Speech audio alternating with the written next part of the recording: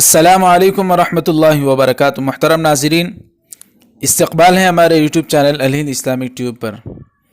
ناظرین اکرام، شہروں میں ایک اجتماعی ترک سنت کی وبا عام ہو رہی ہے۔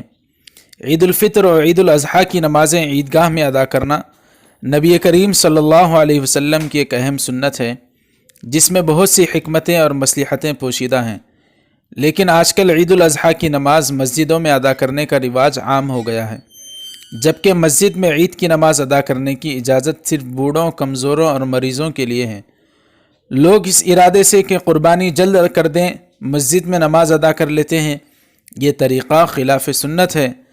کیا ہم نعوذ باللہ حضور صلی اللہ علیہ وسلم سے زیادہ سمجھدار اور ان سے بڑی قربانی کرنے والے ہیں، جو اپنی مسجد نبوی، جس میں ایک نماز کا ثواب 50,000 نمازوں کے برابر ملتا ہے، وہ چھوڑ کر عیدگاہ جاتے تھے؟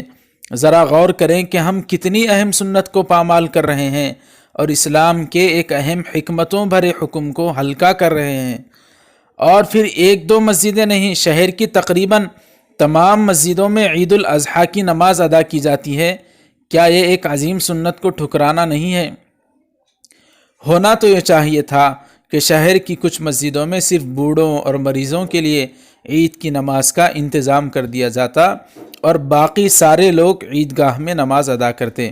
یاد رہے، جو ٹرسٹیان اپنی مسجدوں میں عید کی نماز کا انتظام کروا رہے ہیں، وہ لوگ بھی ترک سنت کے گناہ میں شریک ہو رہے ہیں اور ایک گناہ میں اعانت کر رہے ہیں۔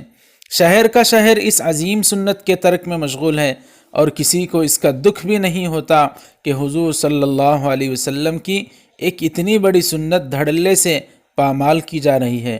ہو سکتا ہے ہم پر جو حالات اور پریشانیاں مسلط ہیں وہ اس اجتماعی ترک سنت کی وجہ سے ہوں، لہذا تمام لوگ اس ترک سنت کے گناہ سے باز آئیں اور عید کی نماز عیدگاہ ہی میں ادا کریں۔ رہی قربانی کو جلد ادا کرنے کی بات، تو وہ کبھی بھی ادا کی جا سکتی ہے، چاہے گھنٹہ 2 گھنٹے دیر سے ہو یا دوسرے یا تیسرے دن ادا کی جائے۔ حضور صلی اللہ علیہ وسلم کا ارشاد ہے کہ جو شخص فساد امت کے زمانے میں یعنی پرفتن دور میں حضور صلی اللہ علیہ وسلم کا ارشاد ہے کہ جو شخص فساد امت کے زمانے میں یعنی پرفتن دور میں میری ایک سنت کو زندہ کرے گا، اسے 100 شہیدوں کے بقدر ثواب ملے گا۔ تو آئیے عید کی نماز عیدگاہ میں پڑھنے کی سنت کو زندہ کرنے کا ارادہ کریں۔